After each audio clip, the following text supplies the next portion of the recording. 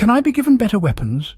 It only makes sense with me being security, you say to Mistress Lorain, placing extra emphasis on the word security, almost in a mocking way. Mistress Lorain considers your proposition. I'm not sure what we have, but I'm sure there could be something around here that we can provide, Mistress Lorain says, choosing to not make eye contact with you. Does that mean we have a deal? Mistress Lorain says impatiently. I believe so, you say, holding out your hand to shake on it. Mistress Lorain looks at the hand you hold out and after hesitation shakes it. Melanie, go and check the washroom. If anyone is in there, remove them and allow our guests to wash themselves. Mistress Lorain mutters something under her breath as she turns to walk away too quietly for you to grasp the full sentence.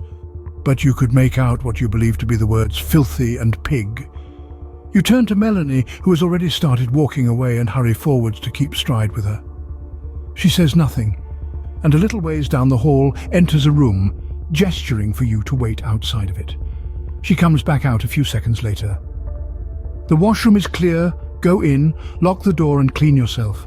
After that, your room is just 3 doors down on the left. Oh, I also suggest you don't put those clothes back on after you wash. They're filthy. I'll leave a blanket outside this door when you are done. With that, Melanie turns to walk away. You watch her disappear down the stairs and wonder just what Mistress Lorain said to Melanie that has made her act so awkward around you.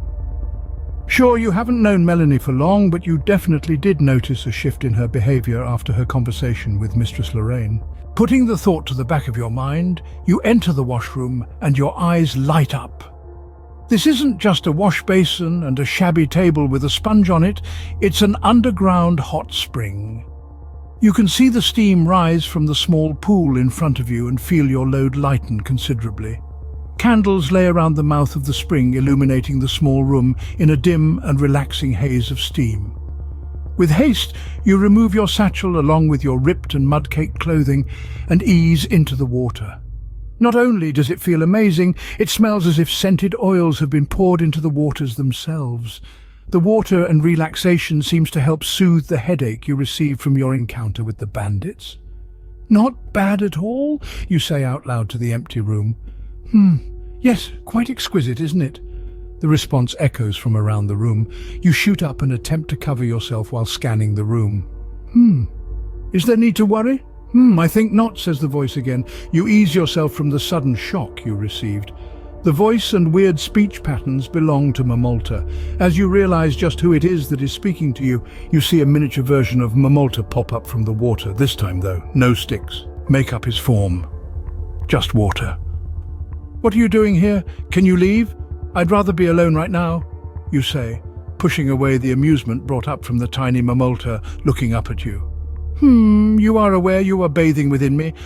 Yes, this water is part of my form. You think on this and relax yourself back into the hot spring. Fair enough, you say. I grow curious of you. Yes, I would wish to speak to you, but if you would bid me leave, I shall do so. Is this what you wish? Mamolta's rushing voice says in a curious tone. What will you do?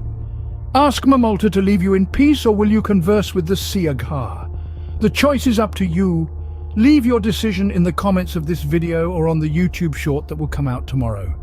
Remember, newcomers are more than welcome to participate.